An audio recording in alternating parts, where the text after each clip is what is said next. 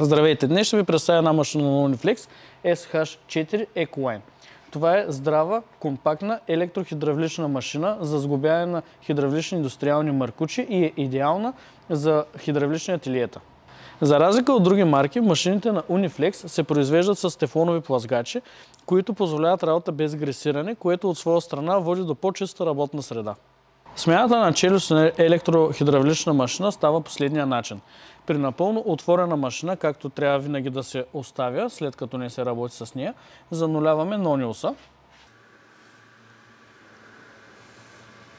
След това включваме машината и я затваряме до край.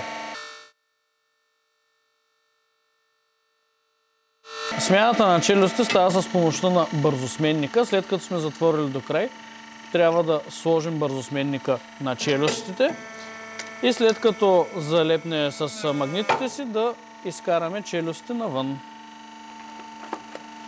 Оставяме старите челюсти, вземаме новите, като ги държим винаги изправени, за да може да не паднат от държача. И ги вкарваме в машината, като при затваряне внимаваме пинчетата да съвпаднат с отворите за тях в самата преса. После само затваряме.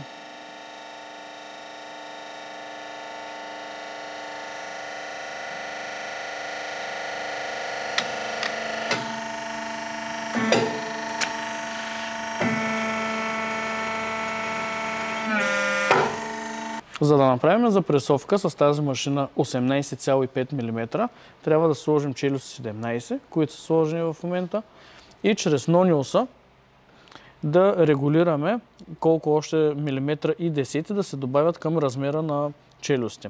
Нониуса винаги се работи с него, когато машината е максимално отворена, за да се избегнат повреди по него. И нониуса на Uniflex позволява както премахване до 0,5 мм от размера, така и добавяне до 8 мм към размера на челюсти. В случая, за да направим запресовка 18,5, трябва към челюсти 17 да добавим 1,5 мм. Така сме добавили 1 мм и запресовката става 18, като добавим още 0,5, запресовката ни става 18,5 мм. След като сме сменили челюстите и сме регулирали запресовката на 18,5, подготвили сме си маркуч за сглобяване, остава само да включим машината, да вкараме маркуча и да запресоваме с помощта на този бутон. След достигане на параметъра за запресовки, машината изключва автоматично.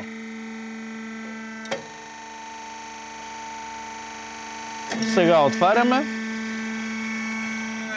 и запресовката ни е готова. Какво не трябва да правим с машините на Uniflex SH4 EcoLine? Едно от основните неща, които не трябва да правим, е да не стискаме без да сме сложили челюст за запресоване. А ако запресоваме без да сме сложили челюсти, рискуваме да повредиме основите на челюсти и следващия път машината да дава отклонения при запресовки. Следващо нещо, за което трябва да следим, е да следим плъзгачите да са винаги чисти, да нямат омаслявания, защото имайки омаслявания може да се съберат стружки или пясък и да повредят самите плъзгачи. При работа с нониус винаги трябва да внимаваме машината да е отворена максимално, защото ако машината е затворена и ние работим с нониуса, има риск да го повредим. Не се запресоват маркучи извън диапазона за запресоване на машината, защото също могат да се причинят повреди. И не трябва да се запресоват плътни стоманени оси, защото тогава можем да щупим плъзгачи, челюсти и самата машина. SH4 EcoLine. Надежна и прецизна машина, предназначена за хидравлични ателиета, с която може да запресовате както ремонтни маркучи, така и малки серийни производства.